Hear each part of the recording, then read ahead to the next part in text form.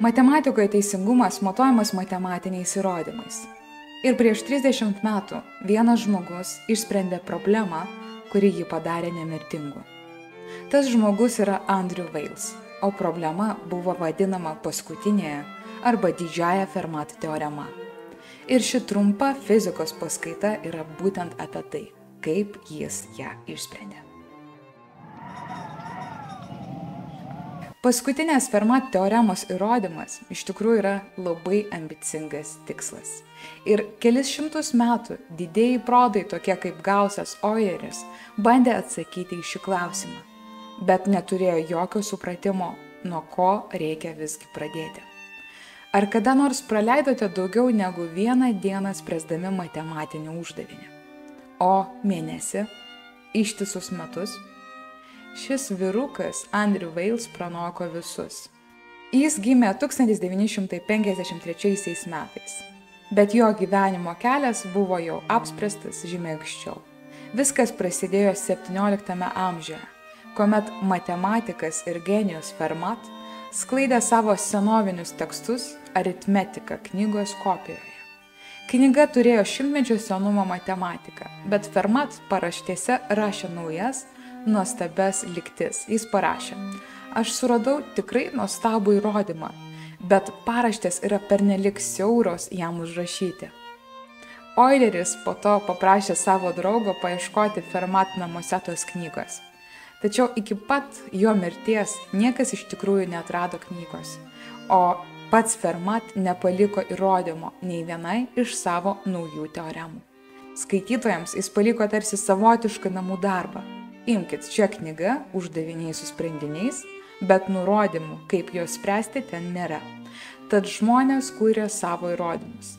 Fermat dar daug nuveikė matematikoje, bet ši teorema buvo paskutinė, kuri liko neįrodyta. Taip jie ir gavo savo pavadinimą. Visos Fermat pastabos turėjo įrodymus, išskyrus šią. Todėl ji yra paskutinė didžioji Fermat teorema. Žmonės pradėjo manyti, kad tikriausiai jis suklydo, o geriausi matematikai jau tada pamatė, kad įrodymo greitai nebus. Po kelių šimtmečių nesėkmingų bandymų matematikoje perėjo prie kažko daugiau tradicinio ir pradėjo spręsti visai kitokius uždavinius. Tol, kol atsirado pinigai. Turtingas Vokietijos pramoninkas Pavlas Volškaklas buvo toks nusiminęs dėl neabipusės meilės, kad nusprendė savo gyvenimą paskirti Fermat mįslei įminti. Nors jis pats nesugebėjo to padaryti, bet savo testamente 1905 metais jis pasiūlė 100 000 Vokietijos markių premiją tam, kuris galės pagaliau išspręsti, motyvuodamas kitą matematikų kartą pradėti iš naujo. Deja, praeina dar 55 metai. Tada kažkur 1960-aisiais jaunasis Andrew Wilesas, kuomet jam buvo tik 10 metų, rado matematikos knygą su Fermat paskutinė teorema. Jis ją rado vietinėje bibliotekoje. Berniukas suprato klausimą ir nusprendė padaryti šią teoremą savo gyvenimo svajone. Fermat teorema prasideda nuo to, ką jūs mokėtės mokykloje, tai yra Pitagoro teorema, kuri teigia, kad a kvadratu plus b kvadratu lygu c kvadratu. Fermat teorema išplečia šią lygtį bet kokiam skaičiui didesniam nei 2. 3, 4, 5, bet koks skaičius iki pat begalybės. Ir nebus jokio sveiko skaičiaus sprendinio šiai lygčiai. Tai yra keista. Kodėl? Tai yra teorema. Bet turėtų juk būti kažkokia priežastis tam. Vėliau, 1950-aisiais, matematika tampa labai keista. Teorema tampa tarsi tokios euklidinės erdvės dalimi. O matematikai jau atranda kitokias erdvės, kurios skiriasi viena nuo kitos drastiškai. Pavyzdžiui, projekcinėje erdvėje objektai yra įterpti į sferų paviršių, vadinami elipsinėmis kreivėmis, tuo tarpu, pavyzdžiui, hiperbolinėje erdvėje objektai gali nueiti neigiamų kreivumų ir jos net negalima vizualizuoti. Tai buvo vadinama modulinėmis formomis. Atrodė, kad moderni matematika jau neturi nieko bendra su Fermat paskutinė teorema. Bet galutinis atsakymas į Fermat paskutinę teoremą atsiranda tik dėl netikėtos sąryšio tarp radikaliai skirtingų erdvių. Du japonų matematikai, Taniyama ir Šimūra. Padarė pasiūlymą, kurio niekas nesitikėjo. Jie teigia, kad bet kuri elipsinė kreivė, naudojant visų skaičių trupmenas, iš tikrųjų yra modulinė forma. Bet ką tai reiškia? Elipsinės kreivės yra daug panašios į siūlą ant teniso kamuoliuko. Jos sukurtos projektuojant kreivę, kuri yra ant plokštumos, ant sferos, kad begalybė taškai susijungtų į uždarą kilpą. Bet modulinė forma yra visiškai kitokia. Būti moduliniu reiškia, kad yra reguliarus raštas, kuris tęsiasi visomis hiperbolinės erdvės kryptimis. Norint tą suprasti įprastoje erdvėje, tai atrodo taip, tarsi vienas elementas kartojasi be galo daug kartų. Taigi, ką iš tikrųjų sakė Taniyama ir Šimūra? Jie teigia, kad yra ryšys tarp dviejų objektų. Jie sakė, kad be lenkimo ir deformacijos visada galite pereiti iš modulinės formos begalinio modelio į uždarą elipsinės kreivės kilpą. Panašiai kaip ryte galėtų pereiti apskritimą į elipsinės kreivės sukūriamos sveikaisiais skaičiais. Taigi, ką tai turi bendro su Fermat paskutinė teorema? Nieko.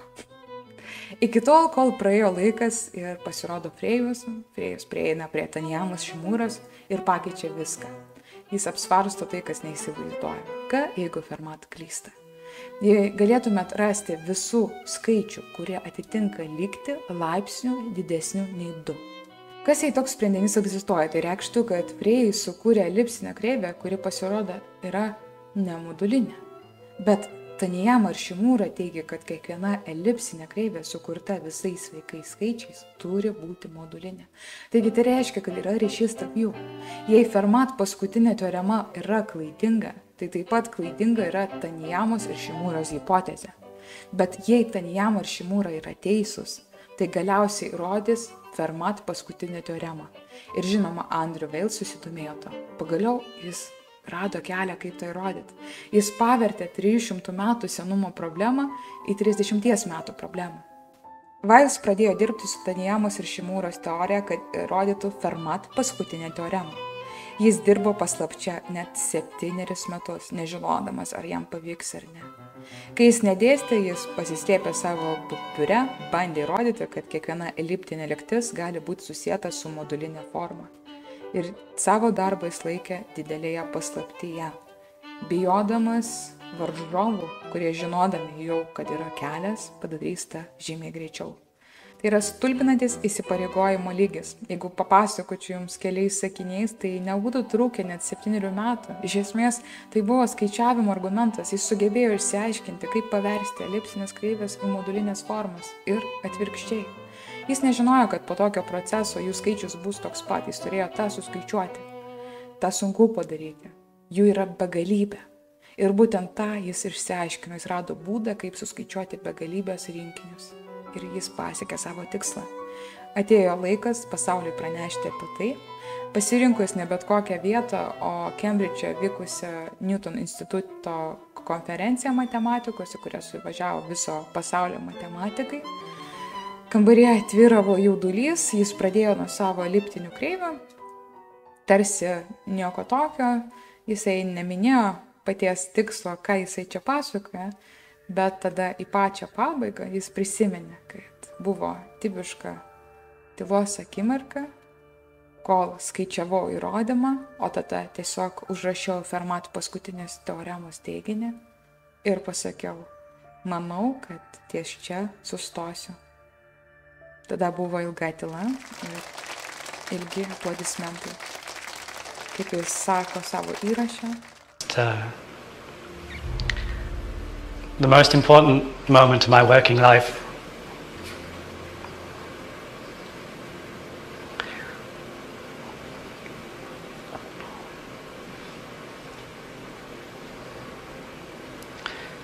Nothing I ever do again will. Sorry. Po 8 metų dedikuoto darbas, kuris apima net 129 puslapius, paskelbtas 95 metais žurnale Annals of Mathematics, išspręsta buvo didžiausia matematikos paslaptis ir išsprendus šią garbingą odisėją, kaip jis sakė, nuo šiol jo protas yra ramus. Jis nusipelnė pasiekti savo vaikystės svajonę, nesijaudinkit. Išties dar yra daug neišspręstų problemų, kurias galėtumėt išspręsti. nemirtingumas matematiko akimis laukia jūsų visų. O apie vieną iš tokių hipotezių, kaip Rymano hipotezė, papasakosiu dar kitoje paskaitoje. Tai buvo tiek, su jumis buvo Mažena, kaip visat, ačiū už dėmesį. Taip pat norėčiau pranešti, kad 24 metais, kovo mėnesį, pasakyta, kad dabar matematikai šiemet įdarbins kompiuterius, kad dar kartą paliesti Fermat paskutinę teoremą. Geriausio klausimo, komentaro, refleksijos autorius dovanų gaus fizikos Nobelio premijos laureato parašą. Šį kartą tai bus Gerardo Hufto parašas. Taigi, pradedam.